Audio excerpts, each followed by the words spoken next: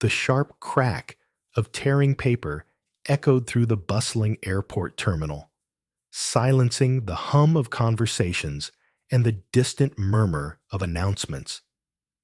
The sound was so abrupt and violent that it seemed to freeze time itself. Every eye in the vicinity turned towards the check-in counter, where Victoria Hart stood, her breath caught in her throat, staring in disbelief at the shredded remains of her passport. The airline attendant, a tall woman with an immaculate uniform and an expression as cold as ice, held the torn halves of the passport with disdain. "Fake documents are a security risk," she declared flatly, her voice devoid of emotion. She tossed the pieces onto the counter as if they were worthless. Victoria's heart pounded in her chest. Her passport, the one she had used countless times, the one that proved her identity, was now destroyed. She felt a wave of panic rise within her. "That was my real passport," she insisted, her voice trembling. The attendant, whose name tag read Emily Stone, barely acknowledged her. "If it was real, it wouldn't have been flagged," she replied dismissively. The moment stretched into an eternity of silence before whispers began to ripple through the crowd. "Did she just... That was her passport. Oh my God, she tore it in half." The tension in the air was palpable, and Victoria felt the weight of every stare. A man in a business suit stepped forward, his voice steady and assured. "I saw it. She had a valid-looking passport." His words cut through the noise, and for a moment, Victoria felt a glimmer of hope. Emily Stone's lips pressed into a thin line. "Sir, I appreciate your concern, but this is a matter of airline security." The crowd grew restless, their murmurs turning into loud demands for an explanation. Victoria's mind raced, her fingers twitching at her sides. She had done nothing wrong, yet her identity had been torn apart as if it meant nothing. A security officer, built like a linebacker, approached the counter. "What's going on here?" he demanded, his voice firm. Emily stood tall, her posture unyielding. "This passenger tried to use fraudulent documents." Victoria's voice sliced through the air. "That's a lie. My passport was valid. She destroyed it on purpose." The security officer, J. Robinson, looked from Emily to Victoria, his expression unreadable. "Did you report it before you tore it up?" he asked Emily. Emily hesitated, just for a second, but it was enough. "No, it was an immediate security concern." Jay's jaw flexed, and Victoria saw a flicker of doubt in his eyes. The crowd's murmurs grew louder, their anger palpable. Emily was losing control, and she knew it. Victoria took a deep breath, steadying herself. She pointed to the torn passport on the desk. "That document wasn't fake. It wasn't flagged. There was no reason for her to do this. And now, I'm stranded in an airport with no way to prove who I am." Jay turned to the crowd. "Did anyone else see the passport before it was destroyed?" The businessman stepped forward again. "It looked okay to me. No flags or anything." Jay nodded, his expression grim. He pulled out his radio. "HQ, I need a supervisor at checkpoint B. Possible misconduct case involving airline staff." Emily's jaw tightened, but she said nothing. The crowd tittered, the tension breaking as Jay took control. But Victoria wasn't laughing. Her passport was still in pieces, and she was still stuck. Suddenly, a woman in a crisp navy suit made her way towards them. Her presence commanded attention, and her airline badge read Clara Thompson, Terminal Operations Manager. She came to a stop in front of Jay, barely glancing at Emily. "What's going on here?" she demanded. Jay nodded towards the desk. Flight attendant destroyed a passenger's passport without verification. Clara's gaze flickered to the shredded document, her jaw tightening. I see. She turned to Emily. Is this true? Emily hesitated, her confidence visibly shaking. I followed protocol, she finally said, her voice measured but lacking its earlier sharpness. Clara didn't blink. Which protocol states that a flight attendant has the authority to destroy a government-issued passport without reporting it first? Emily's throat bobbed as she swallowed, the crowd's stares pressing down on her. Whatever she thought would happen when she tore that passport in half, this wasn't it. Clara turned to Victoria. Miss, I apologize on behalf of the airline. This should never have happened. Victoria crossed her arms. Apologies won't get me home. My passport is gone, and I have a flight in less than 2 hours. Clara nodded, already pulling out her phone. I'm calling CBP. We need to verify your identity ASAP. You'll be escorted to an immigration officer for clearance. She cast a glance at Emily. And we'll be taking another look into this incident on our end. Emily's jaw clenched, but she said nothing as Clara moved on. Jay stepped closer to Victoria. I'll escort you myself. We'll get this sorted. Victoria nodded, her pulse still racing as she moved away from the counter. She felt the stares following her, some filled with sympathy, others with quiet admiration. But one thing was clear. No one was on Emily's side. As they walked, Jay leaned in slightly. You handling this okay? He asked. Victoria let out a breath she didn't realize she was holding. Honestly, no. Jay gave a small nod. Figured. But you're doing good. Just keep your head up. They reached a small security office near the customs checkpoint. A uniformed officer inside barely glanced up from his computer. Passenger needs identity verification, Jay said. The officer stretched his arms, finally turning his full attention to Victoria. Got ID? Victoria raised an eyebrow. Really? Jay expelled a sharp breath. Her passport was destroyed by an airline employee. We need alternative verification. The officer's face changed. Interested, then slightly wry. Damn, that's tough. You got anything else on you?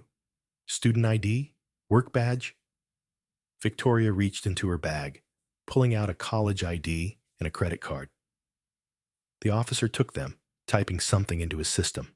A few moments later, his brow lifted. Well, he muttered, she checks out. Relief flooded through Victoria's chest, but before she could speak, the officer frowned. Wait, this incident already hit Twitter. He turned his screen, showing a viral post. Victoria's face was everywhere, and the internet was on fire. Victoria's stomach twisted as she stared at the screen. Her own face, frozen mid-argument, was plastered across a tweet with thousands of retweets. The caption read, Airline staff destroys passenger's passport. No explanation, no apology. This isn't just a mistake, it's a power trip. The comments piled on and on. Sue them now. There's no way this is legal. Somebody get her an attorney. How do we ensure this woman never sees the inside of an office again? Victoria swallowed hard, one part of her wanting to feel relieved, another part overwhelmed. It was huge. The office officer whistled. Yeah, you're trending, and not in a cute dog video way. Jay leaned over and read the thread, his face unchanged, but his posture tense. He knew now that this thing had just spun out of their control. Clara's phone buzzed furiously in her pocket.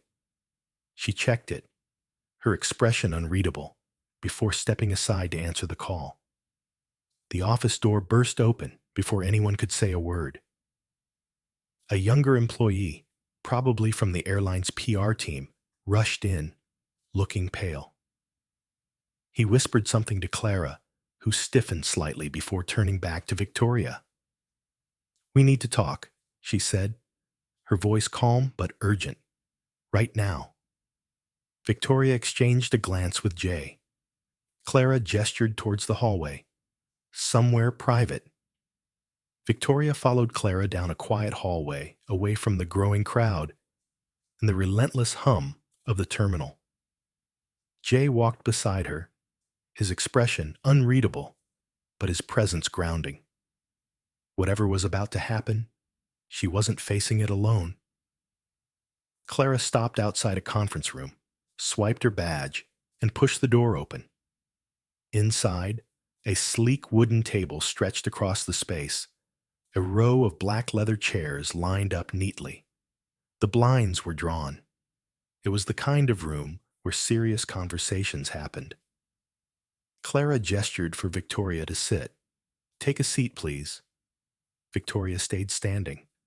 "I'm fine right here." Clara's jaw clenched, but she didn't push. Instead, she took a deep breath, clasping her hands together. "We're aware of the situation," she started, her voice even. "And first, I want to personally apologize for what happened. This should never have escalated to this level." Victoria crossed her arms. "You mean it should never have gone viral?" Clara didn't bat an eyelid. That too. There it was, the real purpose of this conference. Jay leaned against the wall, arms crossed, silently surveying. He wasn't interfering, but he wasn't leaving either. His mere presence kept the conversation honest. Clara proceeded to explain. "The airline has launched an internal investigation. Emily Stone has been taken off duty until further investigation." Victoria raised an eyebrow. "So she's not fired?" Clara hesitated. "Not yet." "Of course not. They were responding to the backlash, not the incident." Victoria blew out a hard breath. "What do you want from me?" Clara held her eyes. "We'd like to take care of this as amicably as possible." A strained laugh escaped Victoria's lips. "Let me guess. You want me to shut up." Clara didn't deny it. "We'd appreciate it if you didn't take this further. The airline will compensate you for your inconvenience. Cover your flight, your new passport, anything else you need." Victoria stared at her. "You think this is about money?" Clara sighed. "No, but I think we can come to an understanding." Victoria shook her head. They actually believed this was a PR problem, something that should be fixed before it spiraled out of control. But it was out of their hands. Her phone buzzed in her pocket. She didn't even need to look. She knew what it was. The world was watching, and she wasn't backing down. There was a heavy, pregnant silence in that room. Clara waited for an answer, waited for Victoria to take the deal and let this whole thing blow over, but she wasn't going to. Victoria took a deep breath, willing herself to remain calm.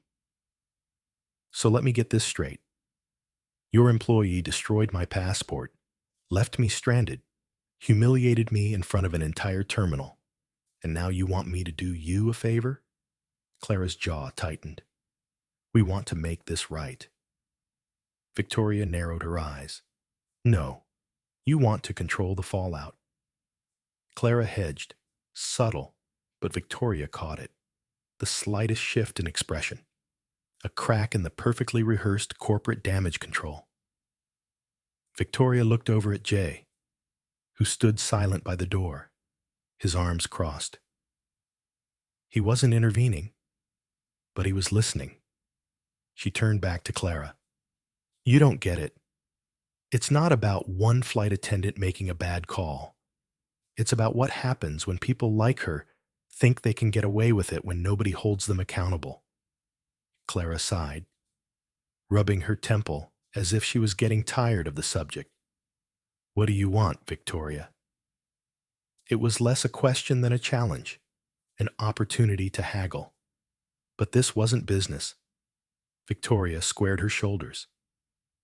I want a real apology, public. I want Emily fired, not suspended, not retrained, gone. And I want your airline to actually take responsibility, not just throw money at the problem and hope it disappears. Clara stared at her for a long moment before finally breathing out. I cannot promise that. Victoria let out a short, mirthless chuckle. Then we have nothing else to talk about. She turned towards the door. Clara's voice stopped her. You know what happens next, right? Victoria didn't turn back. Yeah, I do. And she walked out. As Victoria stepped out of the conference room, she felt the weight of what she'd just done settle over her. There was no going back, no deal, no quiet resolution.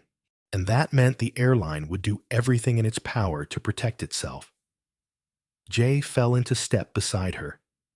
You sure about this? He asked. Victoria didn't hesitate. Absolutely. Jay nodded as if he knew she wasn't the type to back down. Then be ready. They're not going to roll over. Victoria already knew that. The moment she refused their offer, the airline would shift into defensive mode. They'd spin the narrative, discredit her if they had to, and find a way to shift the blame. But what they didn't count on was that this wasn't about her anymore. The internet had latched onto the story, and it was spreading like wildfire. She walked back into the terminal, her phone vibrating nonstop. She pulled it out and scanned the notifications. Trending hashtags, interview requests from major news outlets, thousands of people flooding the airline's social media demanding accountability. She hadn't even posted about it yet. The public was driving this now. She clicked on one of the videos circulating online. It had over 2 million views in just a few hours. The footage was shaky, taken from someone's phone, but it captured everything. Emily tearing up the passport, Victoria's reaction, the crowd's growing anger. And then, at the bottom of the screen, a comment that sent a chill down her spine.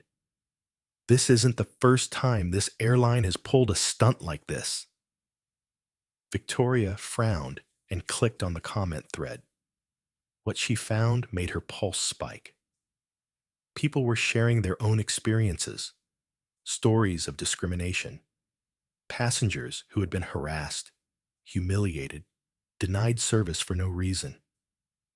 Employees were coming forward, saying they'd witnessed things but had been too scared to speak up. This wasn't about her. It was a pattern.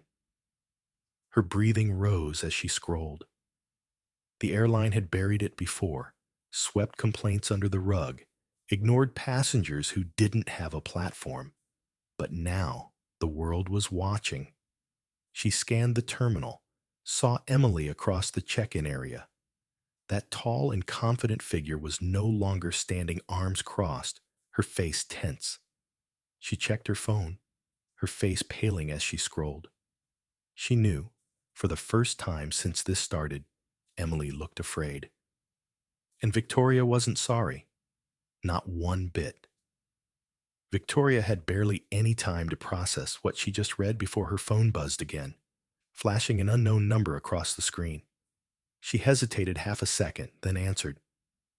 Miss Hart. The voice was smooth, practiced, a PR voice, corporate. She didn't respond, just waited. My name is Daniel Wright. I'm the head of communications for the airline. I understand you had a conversation with our terminal manager. A conversation, that's what they were calling it. We'd like to discuss a way to move forward. If you're available, we can set up a direct call with our CEO. Victoria exhaled through her nose. You're really underestimating how big this has gotten, aren't you? There was a pause. I think there's been some miscommunication. We want to make this right. Victoria looked up across the terminal. Emily was gone, probably being pulled into some back office to figure out how bad this really was. "I'll consider it," Victoria said, her voice even. "After I speak publicly." Daniel's tone tightened, just a fraction. "Miss Hart, I strongly urge you not to say anything more until we—" Victoria hung up the instant the call was disconnected. She opened Twitter, her hands no longer shaking. She thumbed out a post. "This airline wants me to shut up. They believe money and an apology will make this disappear. But this isn't about just me. It's about every person they did this to and got away with. Not this time, though." She hit send. Less than 10 seconds passed, and it was chaos out there. Retweets, likes, comments tagging journalists, civil rights groups, and politicians poured in. This wasn't an outrage anymore. It was a movement. And for the first time since all this craziness had started, something finally sat well in Victoria's chest. They were going to lose this one, not this time. The ding of Victoria's phone would not let up. The post had exploded on social media, quickly even by her standards. News outlets grabbed the story straight away. The PR folks at the airline were in an uproar. People were furious. Then came that which Victoria would never have expected. A video surfaced, a new one, not from that day, but not from her. It featured a former employee of the airline. She appeared trembling but firm, speaking directly into a camera. "I worked at this company for 3 years," the woman said. "I observed things I was never able to address. But about what happened, I can keep silent no longer. With Victoria Hart—" She gasped. Emily, this wasn't her first time. The video cut to security footage from a different airport, a different passenger. Emily wasn't tearing up a passport this time, but she was blocking a man from boarding, her face as cold and unmoved as ever. Victoria's stomach plummeted as the comments under the video came in waves. They knew. They let her keep doing this. That airline is done. She's not just a bad employee, she's a pattern. Then the biggest twist yet. The airline finally broke its silence. A formal statement, not a generic, "We're investigating, not damage control." They named Emily directly, fired permanently, banned from working in the industry. But that wasn't all. They admitted fault publicly, promised changes, and in a final move Victoria never saw coming, the CEO himself personally apologized on video. Not just to her, but to every passenger they had failed. Victoria sat there, staring at the screen, stunned. She thought she'd have to fight for weeks, thought they'd bury it, make excuses. But they didn't. She won, not just for herself, but for everyone. And as the video ended, Victoria did something she hadn't done since this started. She smiled. For the first time, she felt it, not just relief, but victory.